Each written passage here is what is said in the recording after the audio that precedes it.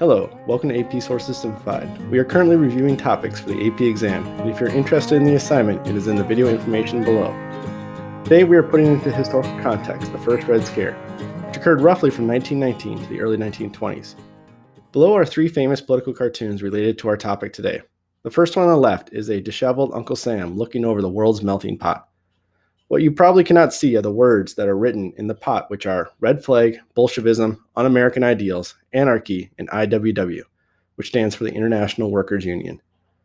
At the top is the phrase, quote, "We cannot digest this scum." This cartoon is basically saying the United States, a usual place for refuge of immigrants, cannot take in people with these radical socialist beliefs. The middle cartoon is pretty straightforward, which is equating union activities like strikes and walkouts as a slippery slope to disorder, riots, murder, Bolshevism, communism, and then chaos. And finally, on the right is a political cartoon that relates to one of the effects of the Red Scare, which is the National Origins Act that attempts to cut off immigration. Okay, now let's get into some of the causes of the first Red Scare.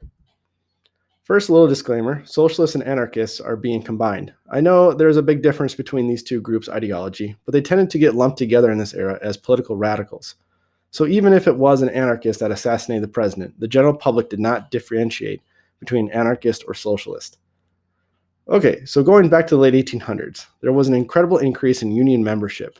And while most members of a union just wanted better pay and safer working conditions, there were some members that were more radical and had socialist leanings. In 1886, the Knights of Labor, a large union, organized what was supposed to be a peaceful demonstration in Chicago. However, it turned violent when a political radical threw a homemade bomb at police, killing 7 officers. This incident gave unions a bad name, and some of the public associated them with socialist radicals. In 1901, President McKinley was assassinated by anarchist Leon Czolgosz. Again, another bad mark for immigrants and political radicals. During World War I, the Russian Revolution occurred, which ushered in the Bolsheviks, who brought communism to that state and assassinated the Tsar. Also, back in the U.S., there was a fairly popular Union and Socialist leader named Eugene V. Debs, who ran for president twice, and as you can see, received a significant amount of votes. He was also jailed during and after World War I for violating the Sedition Act when he spoke out against the war. Now, looking specifically at the Red Scare, after World War I concluded in 1918, American authorities saw a threat of the Russian Revolution spreading to the U.S. They used as evidence for this the actions by some unions and activities of radicals, including the general strike in Seattle, the Boston police strike, and anarchist bombing campaign. The Attorney General A. Mitchell Palmer led the government's attempt to suppress radical organizations by raiding them, conducting illegal search and seizures, unwarranted arrests and detentions, and deporting hundreds of suspected radical immigrants. Peak Red Scare came when the government warned of mass violence on May Day.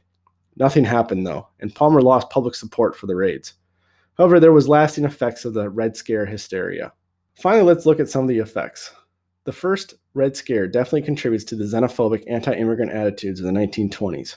One of the hallmarks of this is the Sacco and Vanzetti case, in which 2 Italian and politically radical immigrants were found guilty of murder on very flimsy evidence. For several years, there was a public debate about the trial that was a proxy for attitudes about immigrants. Eventually, following appeals and reviews, the 2 would be executed in 1927. Next is the National Origins Act of 1924, which instituted a strict quota system for immigration for most countries and totally banned Asians. And lastly, we saw the second rise of the Ku Klux Klan, this time as a powerful political organization. There were chapters across the United States, and many politicians were also Klan members. They advocated for a white Anglo-Saxon Protestant-dominated society and worried that immigrants and minorities would one day outnumber WASP.